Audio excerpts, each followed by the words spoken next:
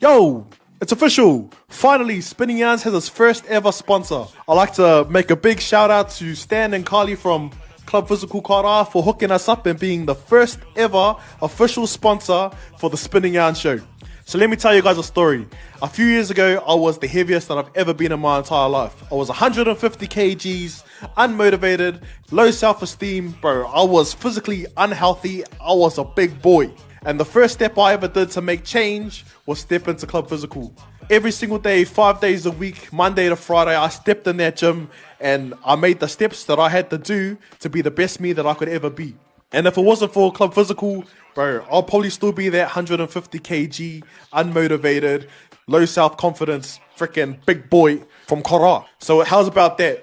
The best gym coming out of Kara, sponsoring the best podcast coming out of Kara. It's a match made in heaven. So I'm encouraging our listeners to go down to Club Physical and, bro, make that change, brother. So again, a big shout out to Stan and Carly, Club Physical Kara, for helping a brother out and sponsoring our show. Bro, Club Physical, where you belong. Oath, brother, oath. Brother, what's that, brother? Spinning Yarns, the best podcast coming out of Kara. Listen to the full episodes on all streaming platforms. Chirp! I just hear them talking, but I talk that shit stirring, gotta leave them lurking, but I fake still bump my shit. Men's be stuck on the ground for days, and a man don't slow down easy. Try to be the next big thing, man don't stop till the fam so see me. Cause a man straight swerving, curving, when they talk that talk, gotta keep them. Kia ora, welcome to Spinning Yarns, the best podcast coming out of Kara, sponsored by the best gym coming out of Kara, Club Physical. I am your host, Mr. PS Penny Wiripo, and I'm here. Well, I've been practicing this in my car every single time, bro. Yeah, so just hold the mic to, when you talk, hold the mic to your face, bro. But yeah, so let me introduce the bro. Former never open weight champion, one half of the current IWGP Heavyweight Champions, one of the founders of Aotearoa Wrestling, and bro, a far north legend, none other than the legend himself, Chair Māori. Aaron Henare. How are you, my bro? Yeah, right, good to be back home. It's been pretty wild, going back and forth every bloody week. So yeah, nothing beats Pet Hautaka today, bro. Because you guys, like, for those who don't know, while we're in a different situation, bro, like, we're in Whangarei at the moment, not at my house, but, like, bro, how did you get your, like, whole wrestling organisation? What made you bring Aotearoa Wrestling to Whangarei? Oh, bro, so when I was coming up, I was training with a company called IPW, and they came up here quite a few times, and they held shows up here. I remember I would have been about 14 or 15 coming to see my first match in Whangarei. Like, yo, that's mean. But thinking of doing it properly, getting me and international people in, Bad Luck Fale is coming in as well. This will be like the highest profile match in Whangarei since the 80s, since the on the mat days. So a few fires outside talking about the old days, bushwhacker style. But this will be the first time that professional level wrestling's come back. So it's like a big deal, eh? Yeah, bro, because what you're doing now with like your promotion, Aotearoa Wrestling, is completely different to everything else. And it's the first time there's like credibility, like real credibility. Yeah, behind your mahi, bro. Hey, shut up. Hey, shut up. Fuck. These guys think they're superstars. Nah. But yeah, it's the first time because when I was coming up, there was nobody that was a professional level. They were all like, they did it in the weekends, maybe once a month, maybe. But this is the first time where you got two full-time wrestlers. Ringo Ryan used to be in WWE NXT, so but he loves New Zealand, bro. So he wanted to move here, wanted to live here, live the chill life. And we had a few guys. Anthony Khan wrestled in Mexico quite a bit, and then we got the Fale Dojo crew. They're all training. They all wrestle in Australia. They all wrestle. They're trying to come to Japan as well. A few guys have come to Japan. Connor and Jordan have just come back from Big Japan, one of the big professional wrestling companies over there. I've been in the UK as well, USA, wrestled for AEW and yes, you did. USA. So it's pretty massive, and it's just like, man, if we just do it right, if we do it properly, Kiwis all love wrestling. We all want to, Māoris, Kiwis, Māori especially, definitely. Samoan boys, Tongan boys especially, they all love wrestling, bro. So it's like making it professional, bringing it here, but the one difference that I like that we do that America doesn't do is we like kicking each other for real, bro. Yeah, bro, So, definitely. Kiwis don't like BS. So. Bro, one thing, I'm going to take it back, because I've been watching your career like a hawk since, like, way back in the day. The first time I ever heard of you, bro, is when you had the Tough Enough tryouts. Oh, aye. Back Yeah, in yeah. that 2015. day. 2015, bro.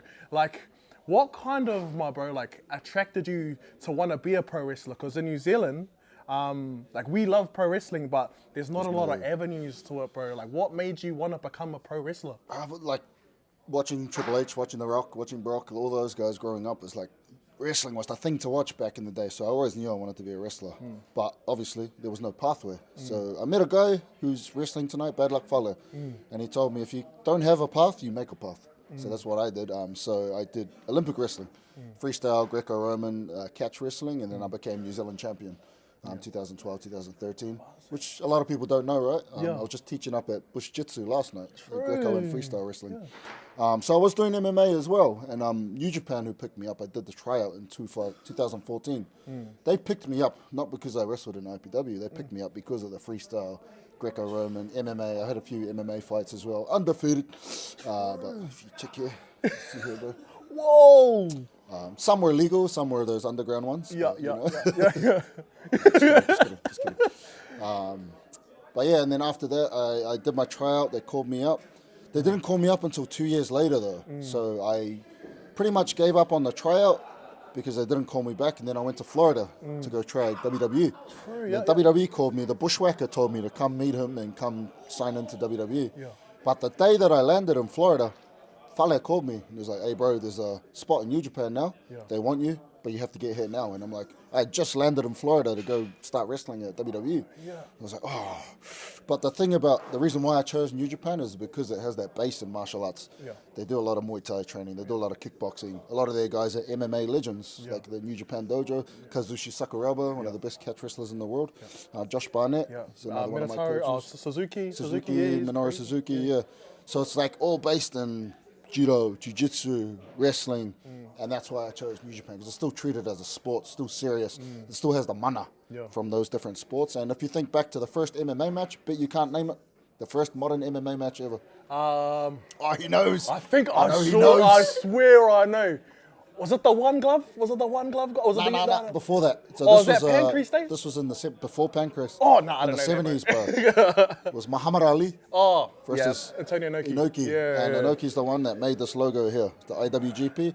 Inoki, that match was an IWGP match. So the first modern MMA match was an IWGP match in Japan.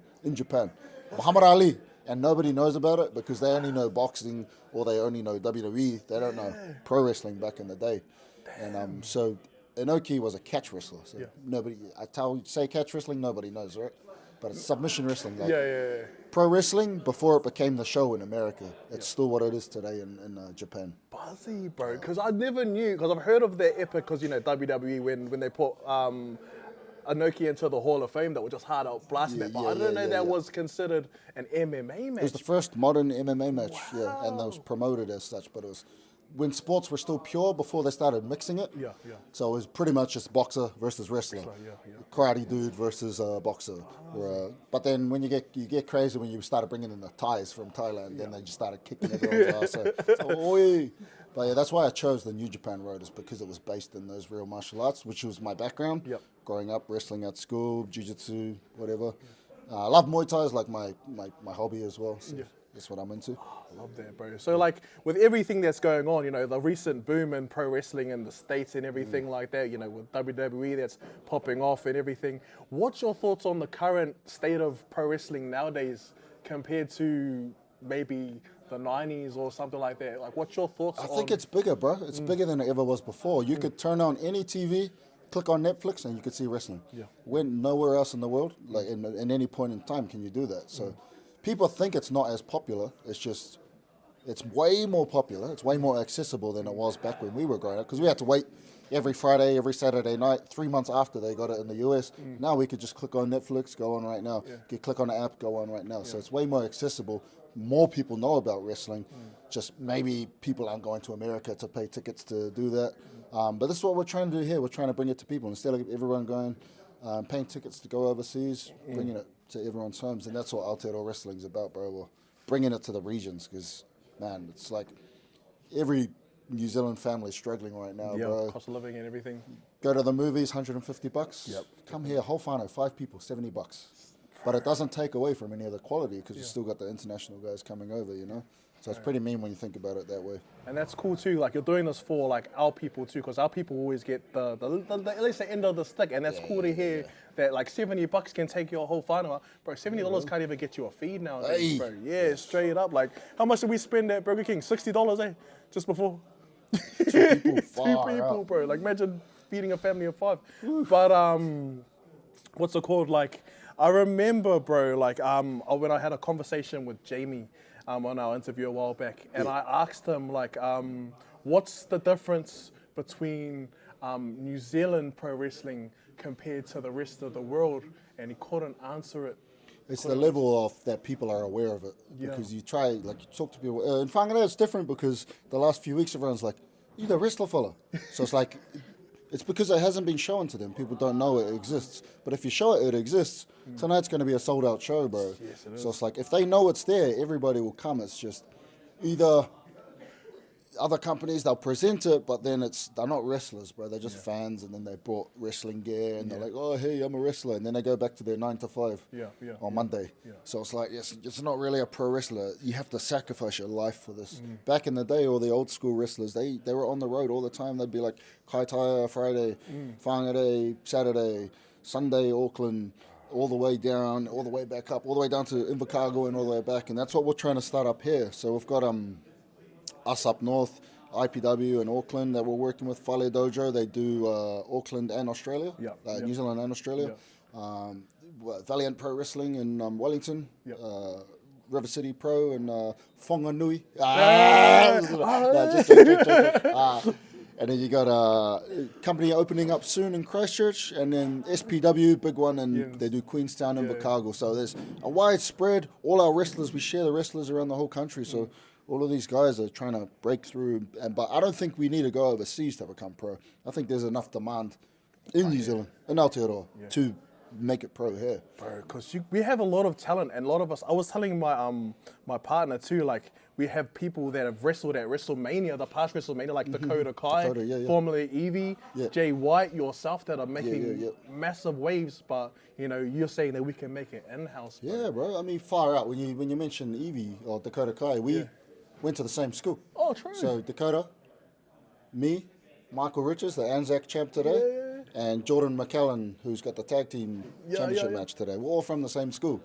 So it's like, that's just one school. Imagine if it was every school, like one big person from every school in New Zealand.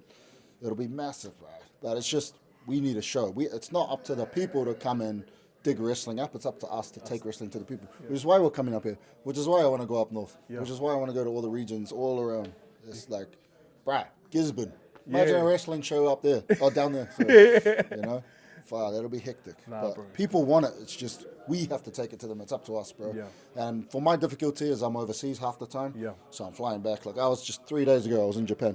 Just like getting this. And today I'm still a bit jet lagged, but you know, it's my life. So this is what I'm willing to sacrifice all the time.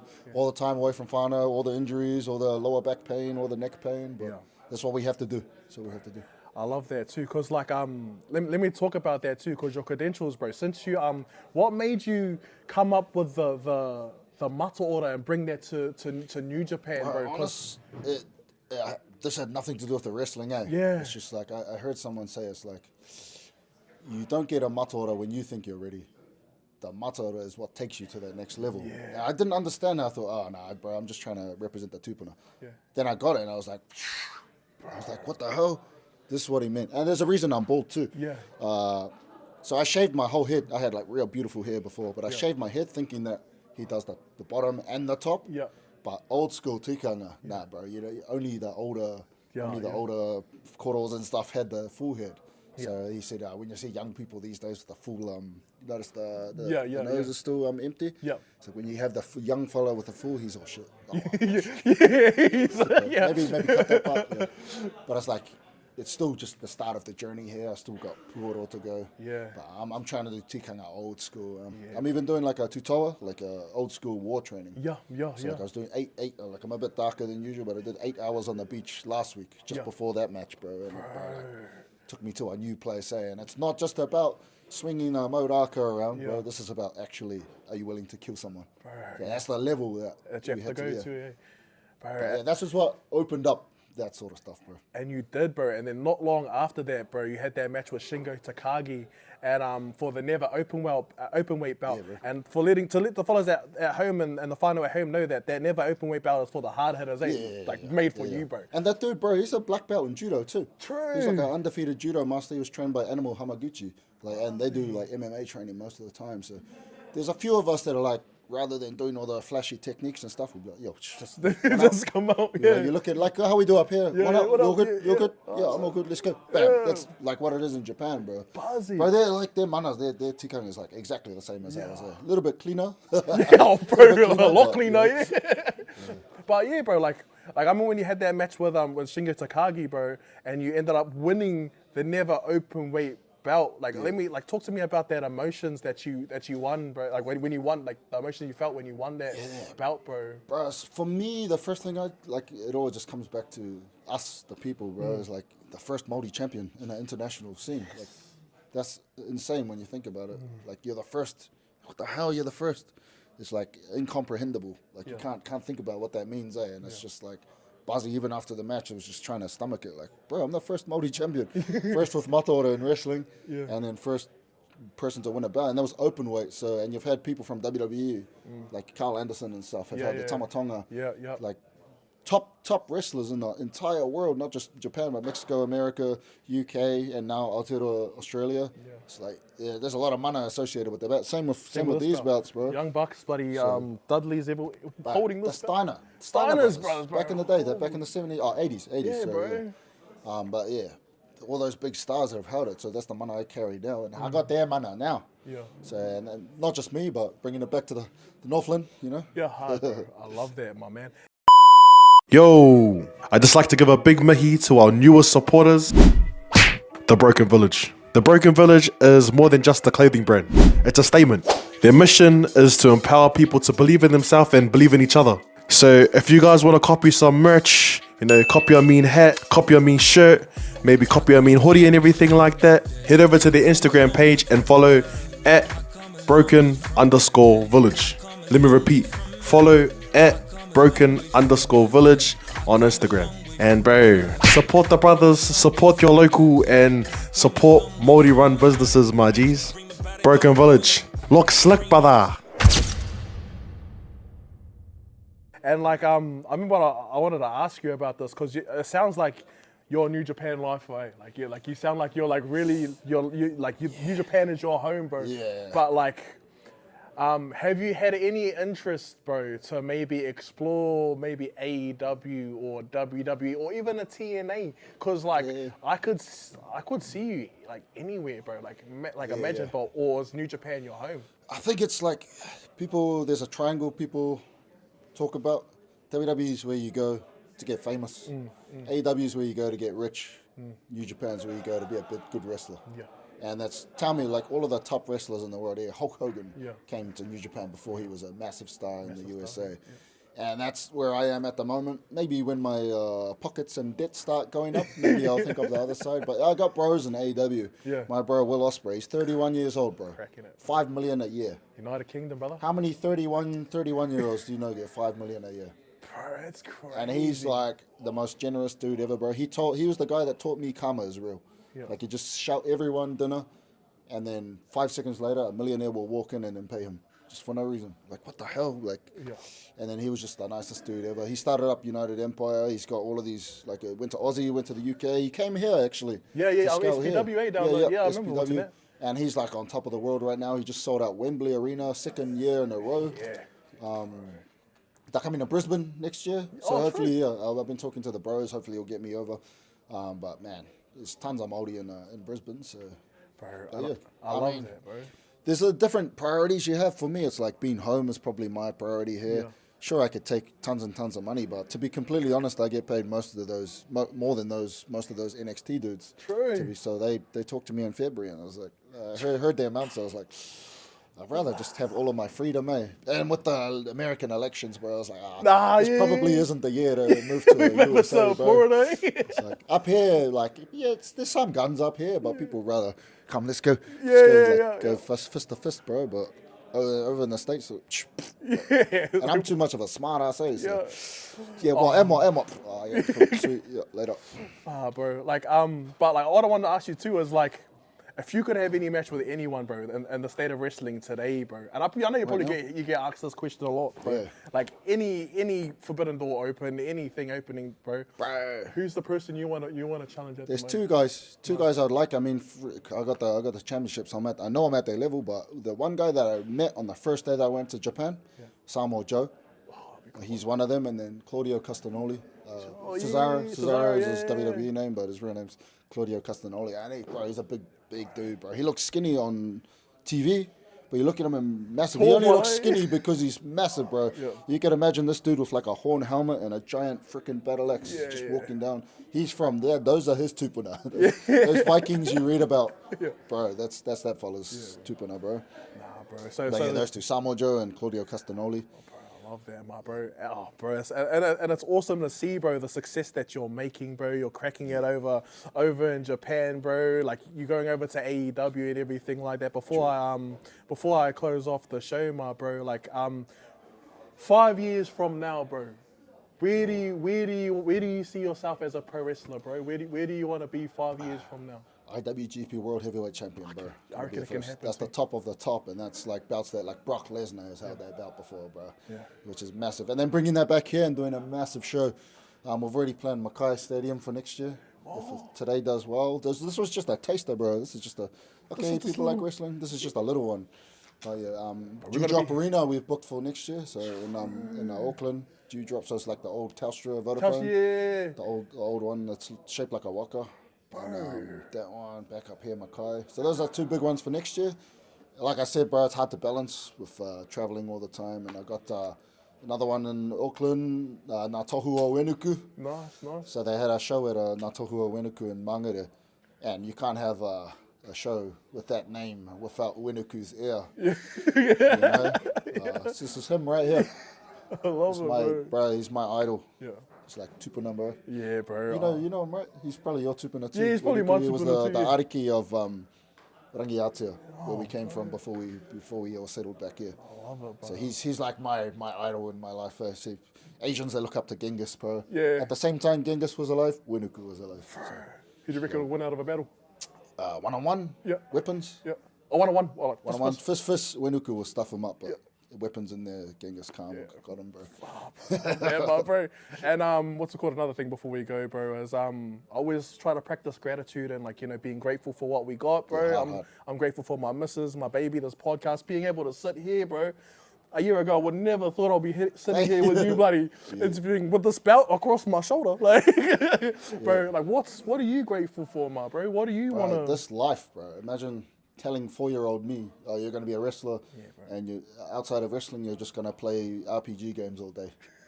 So, sweet. So, honestly, just gym, travel the world, get paid to travel the world. Like, people save up their whole life just to travel the world. People pay me to travel the world, and I'm like, yeah, that was cool. Yeah. Vegas, yeah, sweet. What I got in LA, Long Beach in December. Back to Tamaki next week. Week after that, Tokyo, whole tour of Japan, back here, and then back to LA. So it's like, and people are paying me for it. So it's just like, bro, how could you not be grateful for that? You're a legend, brother. You're a legend. You've cracked the system, bro. You've cracked the matrix, brother. Bro, this is how it was before, man. We need you at the Te Ahu Centre in Katoa. I put that. Katoa, Te Ahu Centre. We need you there, bro. There's a whole hall waiting for you in Katoa, brother. We should do that on the Friday and then Mackay down here on the Saturday. Yep. So, yeah. I need troops on the ground up there. Bro, I got you, bro. We got it on camera. That's us, Te Ahu Centre. Sweet. Or Te Ahu Wrestling. Te Ahu Centre. I'm king. Something, bro. Oh, not allowed to do that up here. Bro, thank you for that, brother. I just hear them talking. But I talk that shit stirring, gotta leave them lurking. But I think still bump my shit. Men's be stuck on the ground for days. And a man don't slow down easy. Try to be the next big thing. Man don't stop till the fam so see me. Spinning Yarns, the best podcast coming out of Karawa. Listen to the full episodes on all streaming platforms. Chirp!